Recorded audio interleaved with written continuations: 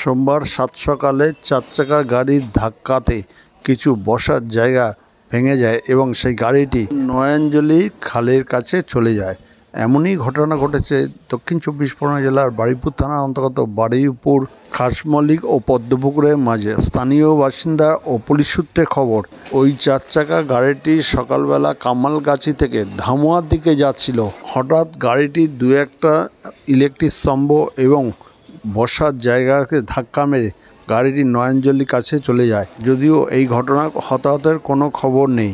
Police মনে করছে এই গাড়ির ড্রাইভার ঘুমিয়ে পড়েছিল, তার জন্য গাড়িটি নিয়ন্ত্রণ হারিয়ে রাস্তার ডান দিকে এসে এই ধাক্কাটি মারে। ওই এলাকার কয়েকটি স্কুল আছে, ছাত্রছাত্রীরা রাস্তার ওপর দিয়ে যাতায়াত করে, তাদের কোনো দুর্ঘটনা ঘটেনি। বারুইপুর থানা খবর দিলে বারুইপুর থানা পুলিশ এসে ক্রেনে করে সেই গাড়িটি উদ্ধার করে নিয়ে যায়। এই খবর আপনারা দেখছেন একমাত্র খবর 48 ঘন্টার পর্দায়।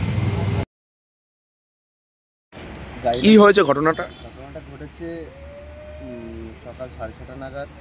গাড়িটা প্রচণ্ড গতিবেগে এসছে, এসে এখানে মোটামুটি 4-5টা পোস্ট ভেঙেছে। ভাঙার পরে আমাদের যে লোয়ার ব্যারিকেডগুলো দেওয়া ছিল সেগুলো ভাঙাভাঙি হয়েছিল। এদিকে মোটামুটি আর একটু হলে পোস্টারে মানে হাই টেনশন যে লাইনটা ছিল, লাইনের সঙ্গে একটা হচ্ছে মানে ধাক্কা হওয়ার সম্ভাবনা ছিল। সেখান থেকে আপাতত বেঁচে খালের দিকে চলে যাবে। তার ক্ষতি এখন মোটামুটি এখানে 25 টাকার ক্ষতি হয়েছে, সেগুলো দেখলে এখন ক্যালকুলেট করে বলা যাবে। আচ্ছা, কেউ আহত হয়েছে কি?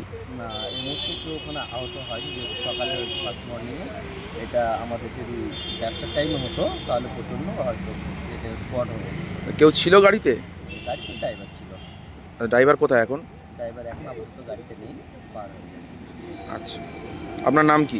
আমার নাম জেনুর রহমান নস্কর, আমি নাইট বিউরের স্টাফ।